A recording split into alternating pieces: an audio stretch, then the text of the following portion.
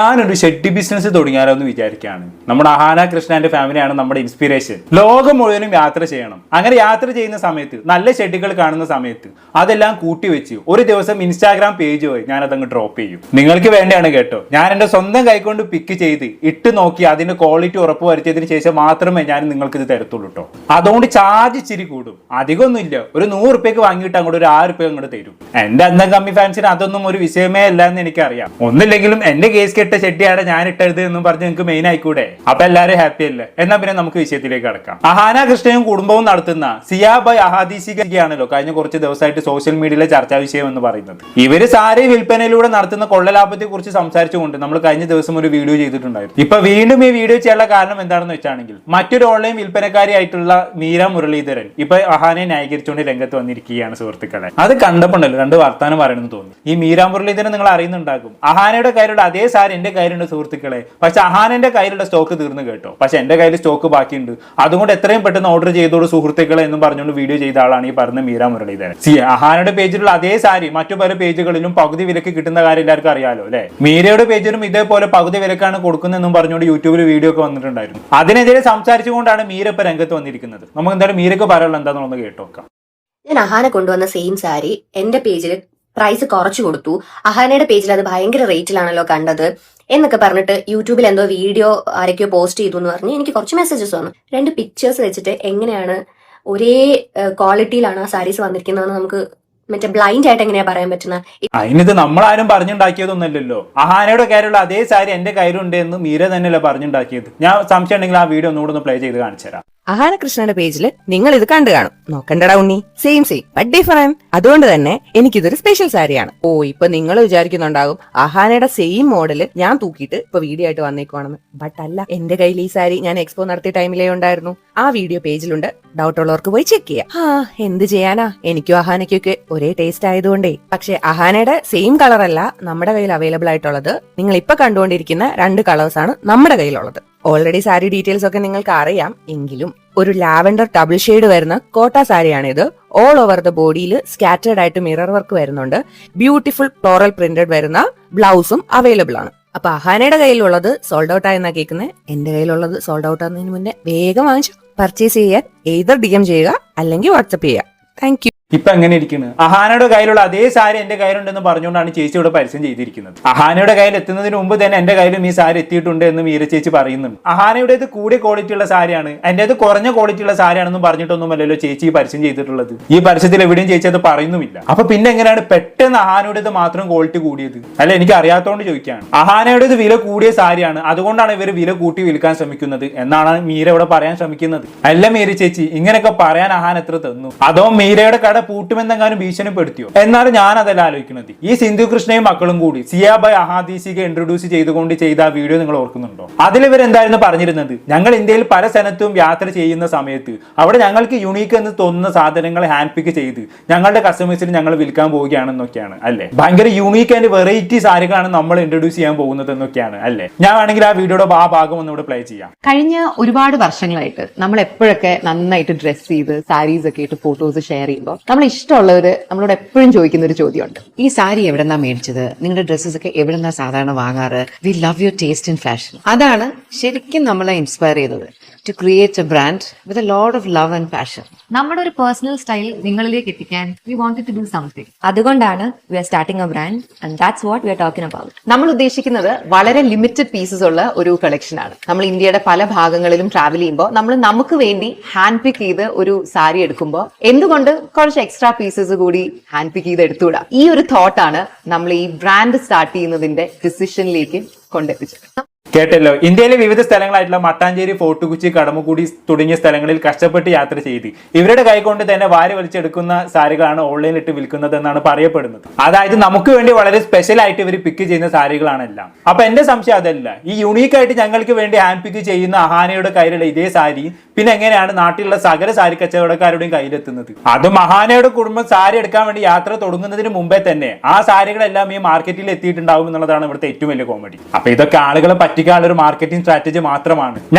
ഞങ്ങൾ കൊടുക്കാൻ വേണ്ടി സാരി വാങ്ങാൻ പോകുന്ന സമയത്ത് അതേ സാരികൾ തന്നെ നിങ്ങൾക്ക് വേണ്ടി സെലക്ട് ചെയ്ത് വാങ്ങുന്നു. ഞങ്ങൾ നേരിട്ട് പോയി സെലക്ട് ചെയ്യുന്നു എന്നൊക്കെ പറയുമ്പോൾ ആളുകൾക്ക് അത് വാങ്ങാനുള്ള ടെൻഡൻസി കൂടുമല്ലോ. അതാണ് ഇവർ മുതലാക്കുന്നത്. പക്ഷേ സത്യത്തിൽ സകല സാരി ബ്രാൻഡുകളും ഒരേ സ്ഥലത്ത് നിന്ന് തന്നെയാണ് പർച്ചേസ് ചെയ്യുന്നത് എന്ന് വേണം മനസ്സിലാക്കാൻ. അതുകൊണ്ടാണല്ലോ ഇപ്പൊ സുഡിയോ പോലെ ആയത്. പക്ഷെ എല്ലാവരും അവർക്ക് തോന്നിയ വിലക്കാണ് വിൽക്കുന്നത് എന്ന് മാത്രം. എന്തായാലും നമ്മുടെ മീര ചേച്ചി കുറച്ച് സമയമായിട്ട് വെയിറ്റിംഗ് ആണ്. ചേച്ചിക്ക് പറയാനുള്ള എന്താണെന്നും കൂടി കേട്ട ശേഷം നമുക്ക് ചേച്ചിനെ അങ്ങോട്ട് പിരിച്ചുവിടാം. അതിൻ്റെയായിട്ട് എങ്ങനെയാ പറയാൻ പറ്റുന്ന ഇപ്പൊ ട്രാവൽ എക്സ്പെൻസ്, പിന്നെ നമ്മൾ ഏത് രീതിയിൽ അത് നിങ്ങളുടെ മുന്നിൽ പ്രസന്റ് ചെയ്യുന്നു.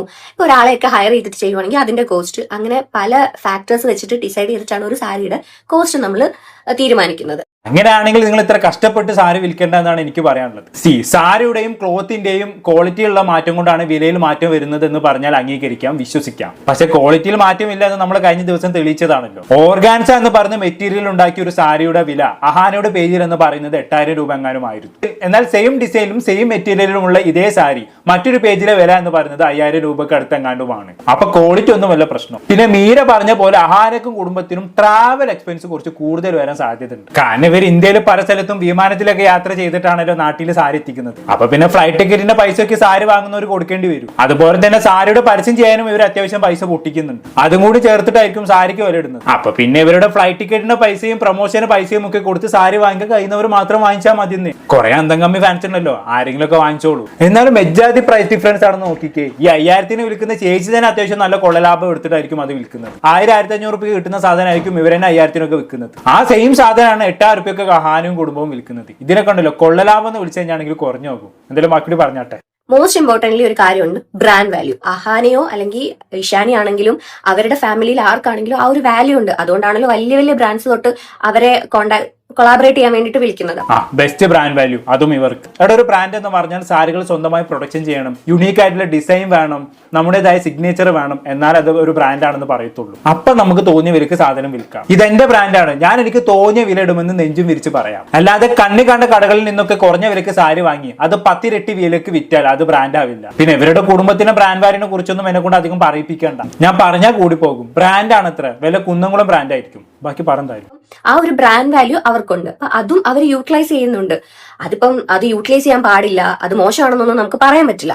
അത് അവരുണ്ടാക്കിയെടുത്തതാണ്. അവരുടെ ഹാർഡ് വർക്കിലൂടെയും കൺസിസ്റ്റൻസിയിലൂടെയൊക്കെ അവർ ഉണ്ടാക്കിയെടുത്തതാണ് അവരുടെ ബ്രാൻഡ് വാല്യൂ. അപ്പൊ അവരത് യൂട്ടിലൈസ് ചെയ്യുന്നു. ഞാൻ 2 വീഡിയോസ് ആണ് കണ്ടത്. 2 വീഡിയോസ് പോസ്റ്റ് ചെയ്ത ആൾക്കാർ ആരും തന്നെ എന്റെ കൺസെന്റോടെ അല്ല ആ വീഡിയോസ് യൂസ് ചെയ്തിരിക്കുന്നത്. എനിക്കറിയാം ഇത് സോഷ്യൽ മീഡിയ ആണെന്നും നമ്മുടെ വീഡിയോസ് ഒക്കെ ആൾക്കാരെടുത്ത് റിയാക്ട് ചെയ്യും, അങ്ങനത്തെ കാര്യങ്ങളൊക്കെ എനിക്കറിയാം.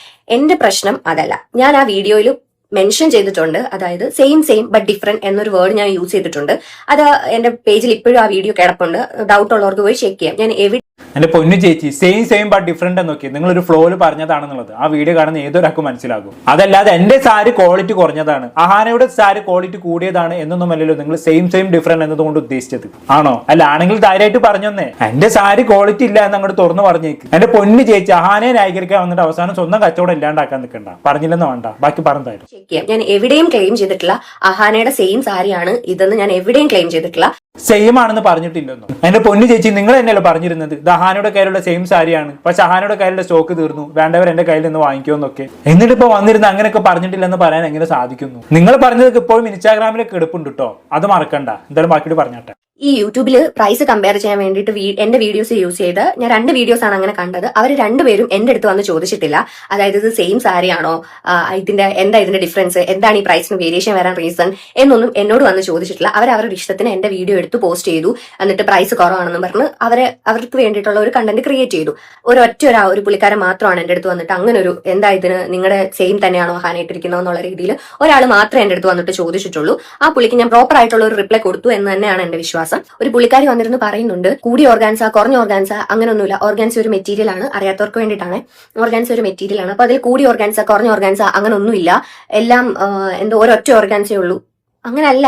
സിന്തറ്റിക് ഓർഗാൻസ, ഇപ്പൊ പ്യുവർ ഓർഗാൻസ, എംബ്രോയിഡറി ചെയ്യുന്ന ഓർഗാൻസ, പിന്നെ ടിഷ്യൂ ഓർഗാൻസ, അങ്ങനെ പറഞ്ഞ് ഓർഗാൻസയ്ക്ക് തന്നെ ഒരു വെറൈറ്റി ഉണ്ട്. അപ്പോൾ ഇതിന് ഓരോന്നിനും ഓരോ റേറ്റ് ആയിരിക്കും. സിന്തറ്റിക് ഓർഗാൻസയൊക്കെയും പ്യുവർ ഓർഗാൻസയൊക്കെ തമ്മിൽ അജഗജാന്തരമായിട്ടുള്ള ഡിഫറൻസസ് വരാം. കുറച്ചൊക്കെ ഒന്ന് റിസർച്ച് ചെയ്ത് വന്നിരുന്ന് പറയുമായിരുന്നെങ്കിൽ കുറച്ചും കൂടെ ബെറ്റർ ആണ്. ആരെങ്കിലും ഒക്കെ ബ്ലെയിം ചെയ്യാൻ വേണ്ടിയിട്ട് പെട്ടെന്ന് എന്തൊക്കെയൊക്കെയോ വന്ന് കയറിയിരുന്ന് പറഞ്ഞ് ബാക്കിയുള്ള നിങ്ങളുടെ ഓഡിയൻസിനെ നിങ്ങൾ തെറ്റിദ്ധരിപ്പിക്കുകയല്ലേ. കസ്റ്റമേഴ്സ് ആണ് തീരുമാനിക്കേണ്ടത് എവിടുന്ന് വാങ്ങണം, ആരുടെ അടുത്തുനിന്ന് വാങ്ങണം, നിങ്ങൾക്ക് അഫോർഡബിൾ ആയിട്ടുള്ള അല്ലെങ്കിൽ നിങ്ങളുടെ ബഡ്ജറ്റിൽ വരുന്ന, നിങ്ങൾക്ക് ഇഷ്ടപ്പെടുന്ന, അത് ഏത് പേജിലാണോ കാണുന്നത് അവിടുന്നാണ് നിങ്ങൾ വാങ്ങിക്കേണ്ടത്. നിങ്ങളുടെ ചോയ്സസ് മാത്രമേ അതിൽ വരാൻ പാടുള്ളൂ.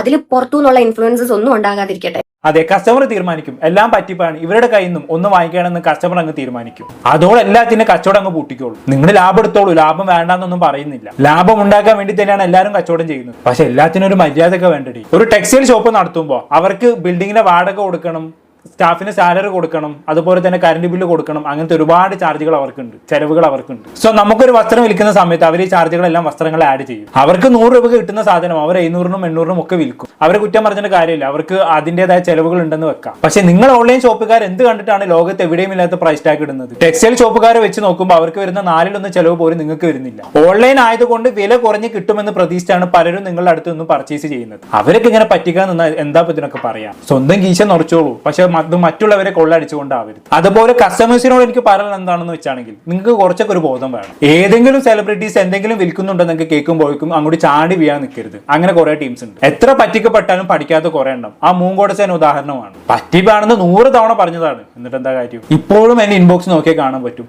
അയ്യോ ചേട്ടാ ഞങ്ങൾ ഇവിടുന്ന് ഒരു സാധനം ഓർഡർ ചെയ്തു, 1 കൊല്ലമായിട്ട് ഇപ്പോഴും സാധനം വന്നിട്ടില്ല, ഞങ്ങൾ പറ്റിക്കപ്പെട്ടു, ഞങ്ങൾക്ക് വേണ്ടി ഒരു വീഡിയോ ചെയ്യാമോ എന്നും പറഞ്ഞുകൊണ്ട്. അങ്ങനത്തെ ഇഷ്ടംപോലെ മെസ്സേജുകൾ വരാറുണ്ട്. അപ്പൊ എല്ലാവരും സ്വയം ശ്രദ്ധിക്കുക. പറ്റിക്കപ്പെട്ടതിന് ശേഷം അയ്യോ ഞാൻ പറ്റിക്കപ്പെട്ടു എന്നും പറഞ്ഞ് കരഞ്ഞിട്ടൊന്നും യാതൊരു കാര്യമില്ല. അപ്പൊ കൂടുതലൊന്നും ഞാൻ പറയുന്നില്ല, കുറച്ച് തിരക്കുണ്ടേ. നമ്മുടെ ഷെഡ്ഡി ബിസിനസ് ഇത്തവണ ഉഗാണ്ടയിലേക്കാണ് യാത്ര.